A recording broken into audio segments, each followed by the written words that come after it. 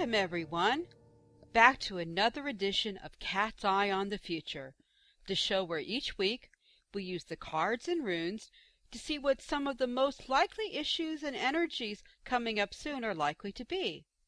First, before we get started, as always, the legal disclaimer.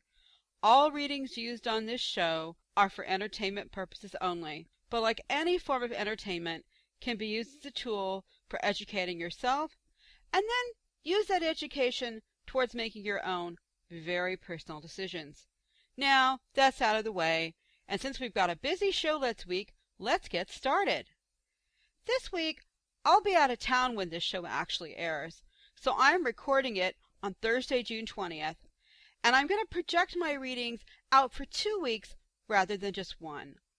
There will be a topical show on next week that's already been recorded, and where we'll look at the most likely overall energies and issues that are heading down the road for the second half of 2013. You really won't want to miss that one, so be sure to tune in next Monday.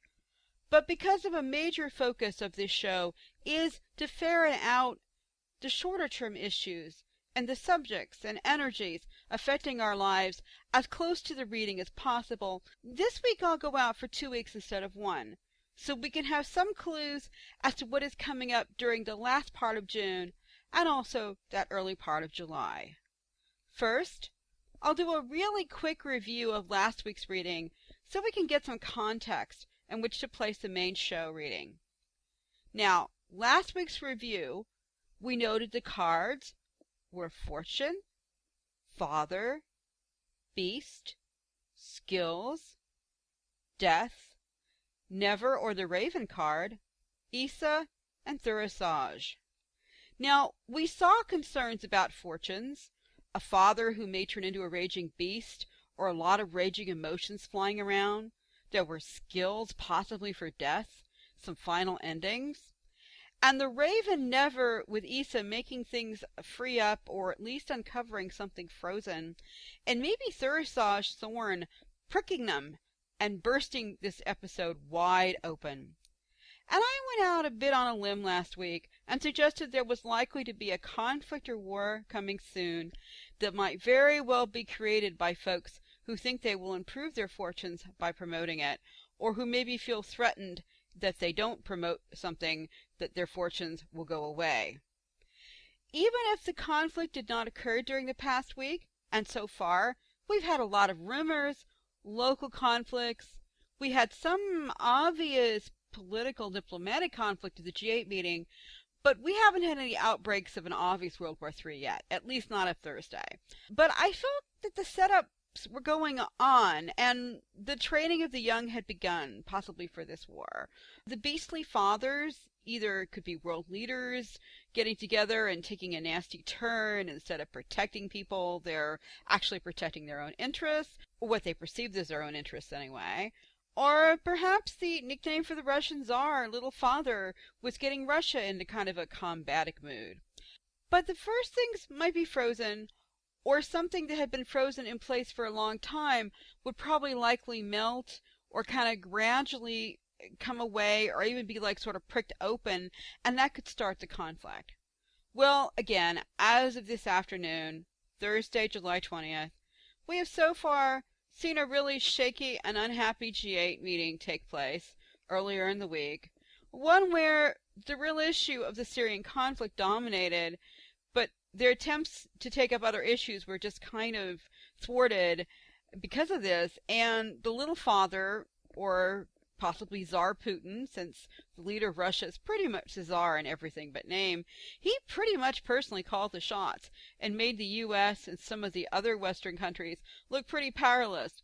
He also caused a lot of disunity among those meeting there, so I think we were right on with targeting the little Tsar, Little Father there, and to be honest, my husband actually noticed that looking at the readings, even more than I did, but then that's why he's a rune master, having written quite a number of books and articles on the subject, and when it comes to runes, I'm still learning.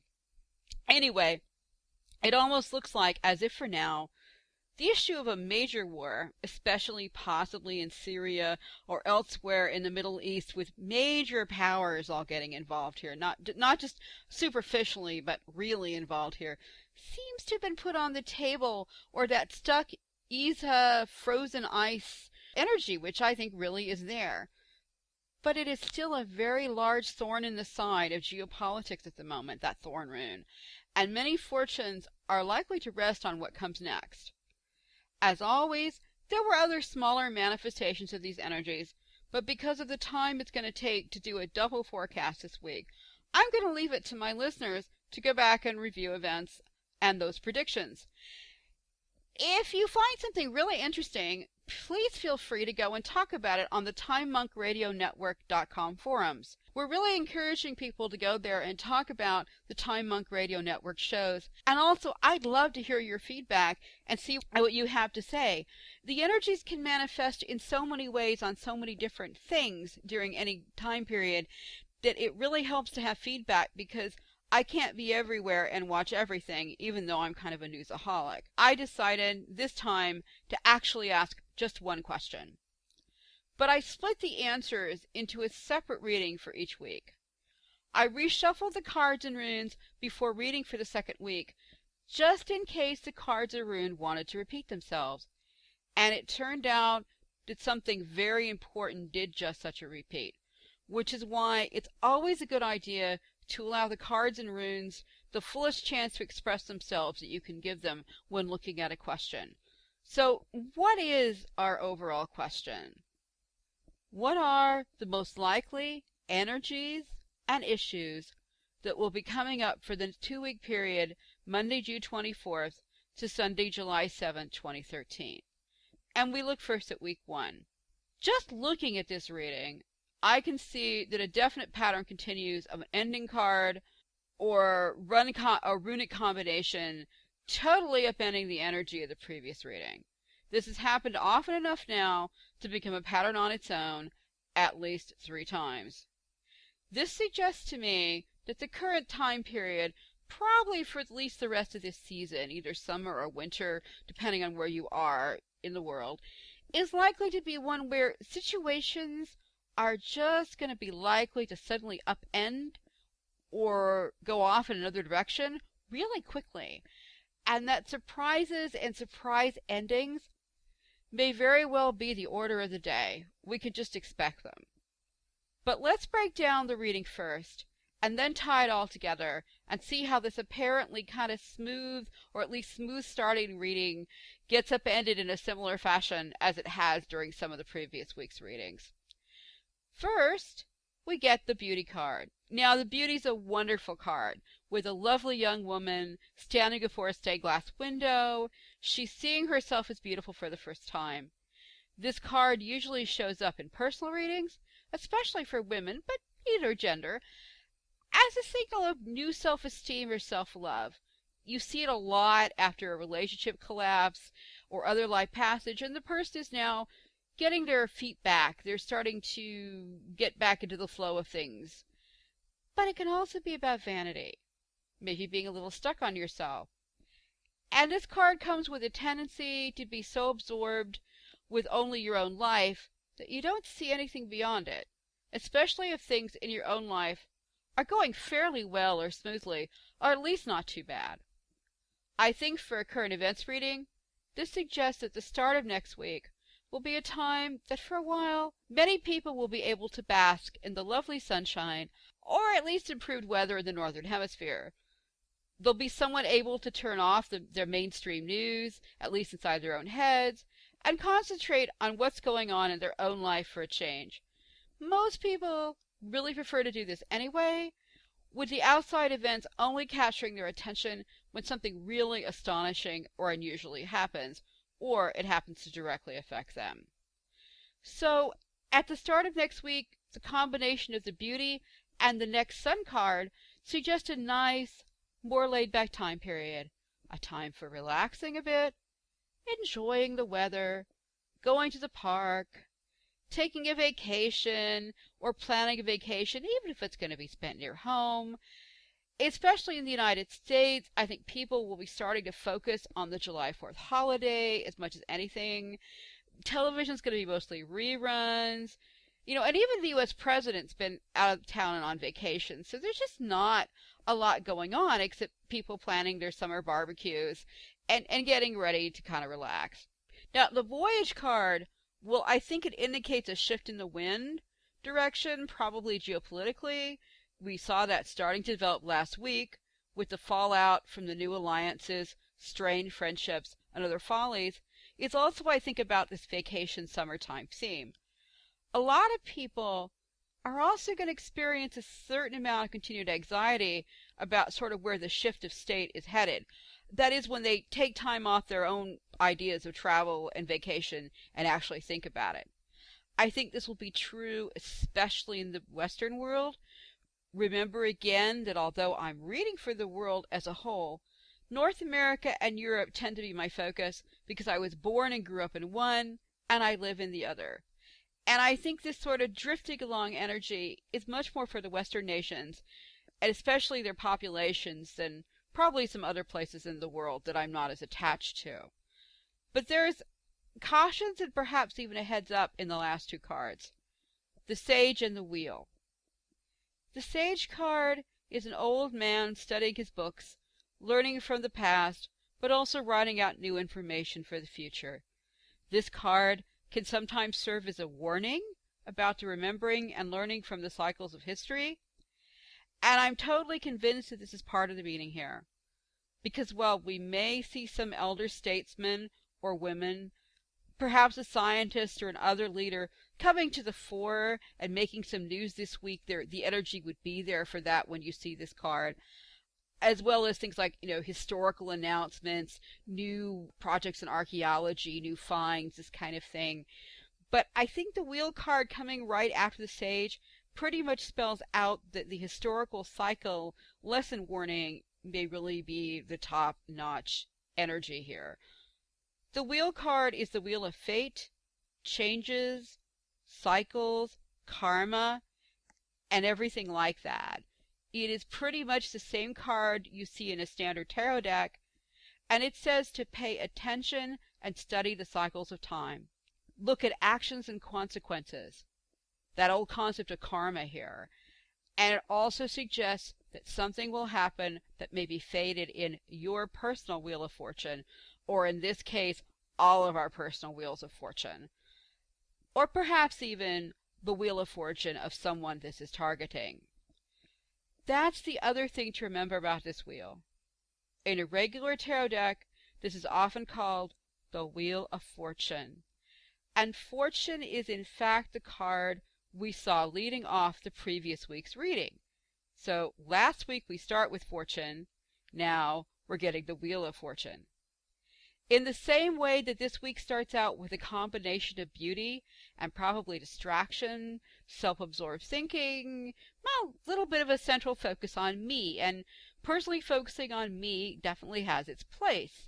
But this week's cards end with this Wheel of Fortune like it's getting ready to turn in a whole new direction. We don't know how exactly it's going to turn, but we're likely to change suddenly and shatteringly when that Hagalaj hail rune decides to strike with full force and breaks everything up into pieces. Now, to be fair, I really thought this might happen last week. Hagalaj is the third Forcer rune I didn't pull last week, but I felt it. My husband felt it too. He said all that was lacking from last week's reading was Hagalaj, and here it is coming smashing with a sudden, powerful, and impossible to ignore, and possibly somewhat catastrophic energy. It comes down into the world, or in a personal reading, your personal life, sort of like a softball-sized hailstone as it crashes through your windshield. We get a hint that whatever this event, situation, energy, or even issue is likely to be, it may strike either at dawn, a real dawn, or something symbolic like a new start time period. And it may concern the sun, sunrise, or solar issues. We get this both from the sun card at the beginning of the reading, and the fact that the second root stave is Dagaj. Dagash is the sun at dawn, or the sunrise. I have to mention, as I have in times past, that all the solar runes have some aspects of little suns, in addition to the obvious connections this rune has with the big ball of fire in the sky. So in addition to a strike from the sun itself, like a solar flare or a drought, which are both possible, we need to be watching for material things like electrical grid problems, lightning, anything to do with nuclear power, including weapons or energy, because it's like a little sun with things striking together. And non-material things like organizations, corporations, ideas, or concepts that start with the word dawn, like New Dawn, the political party in Greece, or Morning Sun, or even countries like Japan, which have the sun in its flag, or other individuals, peoples, tribes, nations, even like a city, which has the concept of sun or sunrise especially associated with it.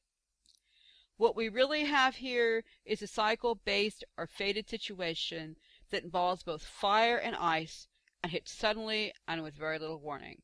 If you have ever been in a Colorado hailstorm, and I have, you know that by the time the sky turns black over your head, there's barely time to take shelter without getting struck by painful bits of glass-like ice falling from the sky. And if you're unlucky enough to be in your car, the ice may be accompanied by some glass as it takes out one of your windows. Now, Daguj, or the sunrise rune, can also melt ice, which is the one really hopeful thing we see for the end of the next week. Perhaps even the next several weeks if this fated, powerful energy event proves ongoing, which it could, because when I read for each week, I asked things for an overall question for the 2-week period. And so this could extend out. Also, this is such a large thing, I'm just not sure it's going to be contained in the way I really want to contain it time-wise. But we'll go with what we have so far and leave it there. But anyway, the hopeful part about Dagaj is that the sun melts ice. So this could be a signal of an improvement or a new day or even a new cycle sort of starting after that hail strike occurs. It isn't certainly a bad sign. It could instead be a source of hope, which is what I'm going to count on and hope for here. For individuals, I think next week is going to be a time which will start out with all eyes on our own private lives, our own special issues, our own inner world, which I want to wish everyone that it can be as beautiful as possible and as sunny as possible. But the time period may very well end with all eyes on the Hagalaj event, whatever it proves to be. And I'm not sure that things get any better for the second half of the time period, because these cards just keep on coming. Now, we get to the second week. If you're following along at home, episode 6, Cards, A Cat's Eye on the Future, you'll see that this week just seems to jump right in. We start out the first week of July with the Inquirer card. Now, this deck was designed with the intent that this card could just be laid down on the table first. It would represent the Inquirer, or the person asking the question. But I like to leave it in and see where it shows up in a reading, because it can be very telling. And in this case, it tells us that we, the collective readers or listeners, are all subjects of this reading, and the one before it for the week before. So once again, the cards are really reassuring us that they are answering the question asked, and they want us to know this. In fact, they want us to know this so strictly and so importantly that they follow this individual card with another similar card, which is the message. Now, the message card is a message in a bottle, and it acts sort of like the scripts in the original Star Trek series. You know, the ones where the writer really wants the viewer to get the message. So they pound it in about 25 times like a brick until you're so sick of the message that you're laughing, especially if you're watching them these days 30 years after the shows were originally intended. So this is our message card. And the card wants to point out something before and after it is really the message. It's the Star Trek message. And in this case, I think our Star Trek message is that we are all about to be affected by, guess who? The beast. Yes, bursting right out of the dark hallway where he's hiding, we see the beast from last week come raging out once again to confront the world, and this time he's accompanied by the Wheel of Fate, Fortunes, and Cycles. It's right beside him yet again. Remember I said one card very importantly repeated twice? Well, here it is, the Wheel of Fortune. Now, to review from last week, the Beast card is one of those few cards in this deck with very few good meanings. It's about the deep, dark, inner emotions we all have and can never totally get rid of, but we learn to control them as we become adults. The beast is a combination of anger, fear, rage, lust, despair, and just about everything else that people express directly when they are 2 years old, and at that time it could even be kind of cute, but there is absolutely nothing cute about an adult, or even worse, a group of people, a nation, or an entire group of nations having a big collective tantrum. It just isn't pretty. In this case, we get an idea of what the tantrum may be about and who may be having it by once again seeing the same card ending our 2-week reading as the one that started our reading for just last week. So we have this block of 3 weeks, which is a pretty good energy time period, ebbing and flowing, and what we come back to is the card Fortune. Fortune, that card of money, currencies, precious metals, world economies, etc., comes right back, and this time it's accompanied with our raging beast. Oh sure, this card can mean other things. In a personal reading, for example, this can be about a person's spiritual journey, a quest to seek life's fortunes, a spiritual path, a mental stage. But somehow, that just doesn't ring right in this particular context. Nope, I'm certain this sure is the beast, the Wheel and Fortune cards, suggesting that the great cycle of changes or fate is coming once again, and that money, especially those that have money or great fortunes, or hope to control great fortunes, are either going to become the rampaging beast. In other words, they may throw a big collective tantrum and do something really unfortunate, or they are going to be blindsided and smashed by the beast. Probably some of both, because remember that huge chunks of money in this world are amassed into the fortunes of a few families, individuals, corporations, and even wealthy countries, and none of these people are going to take kindly to a visit from the beast, and may themselves become the beast, looking forward to the hint of last week's reading of the father becoming the beast. Perhaps these could be the old men, some old women, the people who think they're in control of business, banking and finance, even perhaps that older guy in Russia, the one that's just getting a divorce. You know, they're all candidates for beasthood here, particularly in how their actions play out. Collective runes suggest a time of great need, with Nauzij, need fire, showing up to symbolize the desperation, and the rune Manaj are partnerships between people, showing relationships being greatly affected. And again, I get the sense here that this may be affecting our own individual relationships, as well as those of other countries, and think on an international scale, because this just looks to be like a really big thing that's coming in. But need fire, the Nauzij rune, is like the oldest way of making fire.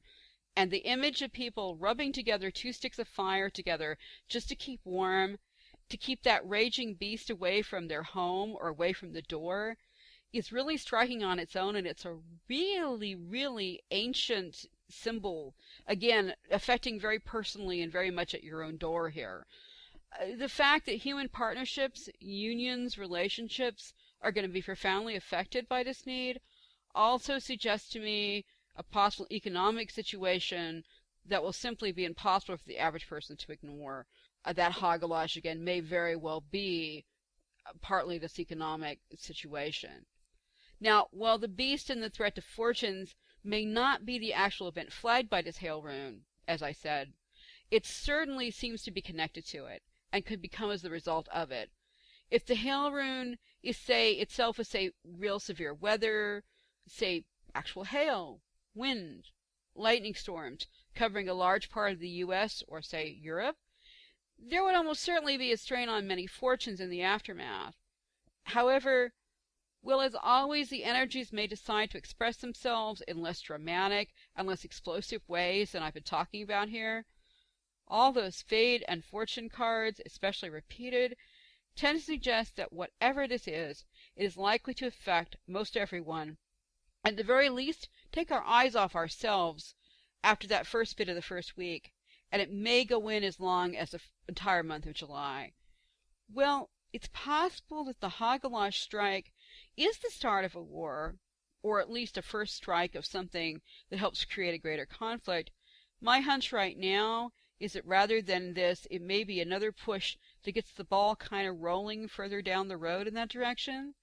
Because when people stand to lose or think they're going to gain great fortunes, they can become ravaging beasts that just run around amok and even change the tide of history. We may be looking at the start of such a period over the next 2 weeks, or perhaps we will see one big event that catches everyone by surprise, does a significant amount of damage, and a new cycle starts. That would be that Dagash rune. It's hard to tell which exactly, and they might not be mutually exclusive either, because one may be a short-term lull in the larger pattern. In other words, we get a brief, really big hit, things calm down for a while, and they appear to go back into the background. But the other part of the longer historical cycle may be repeating anyway, and again, I think it may be that repeating cycle of economic woe that leads eventually to other forms of conflict. That story is nearly as old as human beings, and one that sadly tends to repeat and echo down through the ages. We just don't really seem to learn on that one. But again, as individuals, once we know what the Hagelash strike is, we can take steps to secure the fortunes and relationships for our own lives and families. The secret of keeping above the fray is probably again hidden in that last rune Manaj, of which the rune poem says, "Man is the joy of man."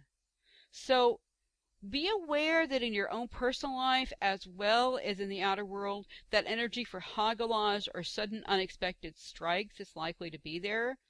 And you can take steps to be aware that it's likely, and just stay calm and deal with each situation as it comes. In the beginning, you should just try to take joy in the sunshine of those beautiful relationships and friendships that you already have in your life, because that's really what's going to get you a lifeline, even if Hagelash hits you. Hold these people and these relationships close. Pay them as much attention as you can, because you want to keep them going.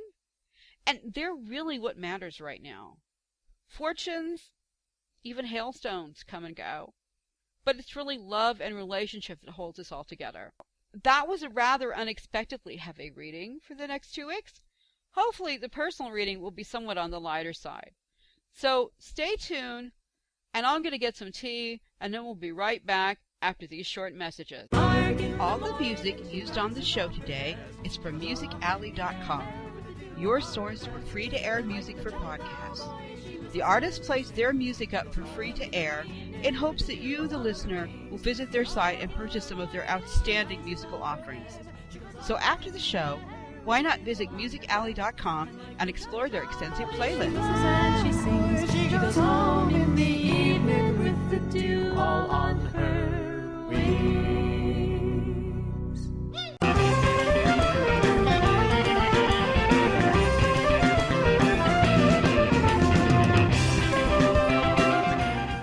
Have questions? The cards have answers. If you would like a personal reading with Melody, just go to my website, melodipsychicreadings.com. That's Melody with an I, psychicreadings.com, for information, or email me at melodyreader@gmail.com. Readings are available using Skype, phone, email, or even in person if you are lucky to live in Ireland. Why not find out what special messages the cards have just for you and book a private reading today? And see me from beneath the sea, the best in all of Ireland. See me from beneath the sea, the best in all of Ireland. Welcome, everyone, back to part 2 of Cat's Eye on the Future. This is the part of the show where we look at a question sent in by you, the listeners, and we do a short on-air reading to see what the cards and runes have to say about it. If you would like to follow along with the cards, just go to the Cat's Eye Show episode 6 on my website, and you'll see the cards and the runes for the personal reading right below the ones we use for the larger general reading. So tonight's reading flags another type of question that serious readers tend to get a lot. While it is less common than the usual subjects of love or job prospects, spiritual direction questions are eternally popular, as we'd all like to know if we're headed in the right way or even what our life path is. Requests for reading by parents that concern their children are also quite common, and here we have a very interesting and intriguing combination of both such a spiritual life path reading and the reading for a parent asking about their child. Now, it comes from a reader I'm going to call Concerned, which is short for Concerned Parent, and it goes something like this. Dear Melody, I'd love to have some insight on this. Will my son ever be able to do the spiritual work with me that he incarnated to do? Thanks, Concerned. Now, this is a pretty open-ended question with a lot of unknown things about it. Did in a private reading where we had more time, I discussed with the concerned parent some of the details, not to try and bias the reading, but to give the cards and runes a bit more direction for providing a specific answer. For example, what kind of work is this concerning? Is this spiritual, mental, physical? Is there some sort of topic involved? What age is the son? Things like that. But where it's usually true that the more specific the question is, the more likely the answer is to make a good deal of sense, sometimes you can get a good chunk of information about a topic, even when the question is really open-ended. And that definitely and positively is what seems to have happened here. The first card we get is the Sage. Now, the Sage showed up in the previous half of the show, so we already know that he's an old man. He's sitting at a desk, surrounded by books, and he's also making notes of the pages of the book in front of him. In this way, he both learns, but he also teaches. In the other deck I use a lot, the Psychic Tarot, this same card appears as the card Wisdom, which is a pretty good description of this energy. Though the Sage version includes the element of the older person, such as the parent, or the grandparent even, along with the view of teaching and studying that I think is so much a part of the relationship between the parent and the child, and probably describes also some of the work the parent believes that the child incarnated in order to do. Now, the Moon card is next. This is another really great card for this reading. Because, well, in the international readings, we've been tending to concentrate on the Moon card in its aspects of the hidden, the unknown and hidden secrets being revealed as things sort of play out in the news headlines. Here, I'm actually thinking of that other aspect of the Moon card, that of dreams, visions, intuition, psychic awareness, perceptions. In other words, the Moon card as the door into the world beyond, or as the revealer of hidden realms, rather than NSA spying secrets and scandals. Now, we have the Libido card, which is both sexuality and life force. The Libido card is what gives color to the world. It is creativity, and it's what makes a person feel alive. I'm getting two strong impressions from this card as it relates to this karmic work with concerned parent. On the one hand, the work is very much in the life flow and creative element of the son or the child. But on the other hand, I sense there's a distraction or a sidetrack that may be being caused by a flood of sexual or romantic feelings that creates sort of a sidetrack for a time. Since we have no idea the age of the child, I would suggest that if the child is a teenager or a very young adult, the simple changes of growing up and hormones causing a normal need to explore and distraction are at work here, and really not to worry very much, they'll calm down when it's appropriate. Boys especially tend to go through a sidetrack period, often after being very perceptive or even psychically active as children. It is never good to push hard on these people when this happens, because you're interfering with a normal process, one that may actually be protecting the young person from having too many natural channels open at the same time. Sexuality and the sort of psychic, visionary work we saw in the moon card tend to run through similar natural circuits in the spiritual body. Or so those wiser than me have suggested, and in my experience this does seem to be true. So you want to avoid overloading the spiritual body, and the psychic senses tend to take a backstage while the young woman or man gets to feeling comfortable with their body, their sexual feelings, and their place in the world. Now, no matter what the son's age, and if he's older, this could be a part of a love affair or a relationship with someone that is to some degree interfering as well, but there's still that overriding sense of a feeling he needs to feel safe in his own skin. And I think because the body card is beside the libido card, we need to take in mind that this is really a physical situation here. There is a need to become aware and feeling settled in the world before he can move on and move into the psychic realm. We actually have the body card, which, remember, last week we called the creepy card. It's that card that my husband, the med student, thinks looks perfectly normal, and everybody else thinks kind of a naked body partly flayed open like a Leonardo da Vinci dissection piece is a little creepy. But we have it here with its hand. The figure has its hand raised as if in the air to say, stop, hold on a moment. And I think that's really what the son may be doing, is that there are these physical and psychosexual things in his life, possibly even a romance, that is just saying, stop, wait a minute, it's not quite time yet. So even if the son is a full adult, right now, and probably for the near future, there's going to be this kind of blockage, which is making this combined work with the parent difficult, if not impossible, to do right now. However, what we don't see, thankfully, is the Raven card or the Never card, or really any kind of negative runes that would indicate a permanent situation. However, it does look like this is going to be the case for a while yet. So I think Concerned should just come to terms with this and not push the sun. But the runes we do have give a lot of hope that this will change over time, because we once again have the Manaj partnership rune together, and we already learned that this is especially about human partnerships, usually equal and often joyful partnerships, especially when they recur among positively with family and friends. As I said earlier in the show, the rune poem says that man is the joy of man, with the man word in the old Germanic languages standing for either gender. So we are not just limited to the guys here. This is like people forming partnerships, equal partnerships usually, and hopefully partnerships that work. This rune is followed by the dice cup rune, pair throw.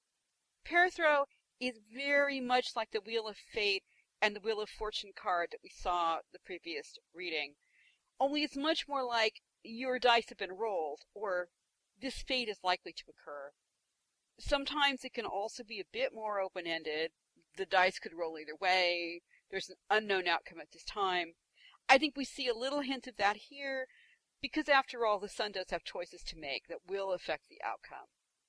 But overall, it appears to me that the most likely possible future, perhaps even the most fated one, is for a parent-child partnership, that spiritual, psychic work together, and possibly even teaching. That is the most likely thing to occur eventually. But it may take a while before the sun is ready for this to happen. So Concern should really just concentrate on working on their part of the work, the part that they were going to do for now, and just wait until the sun signals that it's time to take his place beside them. Now, I think that all in all, that's a pretty darn positive reading, and it's a great way to close out our show this evening. Remember, next week's show will also be pre-recorded and feature both a general current events reading, one that will project 6 months out until the end of the year, and another personal reading from a listener. If you would like to have your question to be considered on the air for this show, just send me an email at melodyreader@gmail.com. That's Melody with an I, reader, one word, @gmail.com. And while I can't promise to use all your wonderful questions on the air, I can promise to look at them and take them under consideration. But that's it for this week's show. I look forward to taking another short-term look at what is in the cards for June 11th when I return back from London, and I may even have a few stories and surprises when I get back. So until then, take care and remember to keep your eye on the future. But here's a health to the company and one to my lass. You have been listening to Cat's Eye on the Future, the show where we take a glimpse of the energies coming soon into your world and into your future.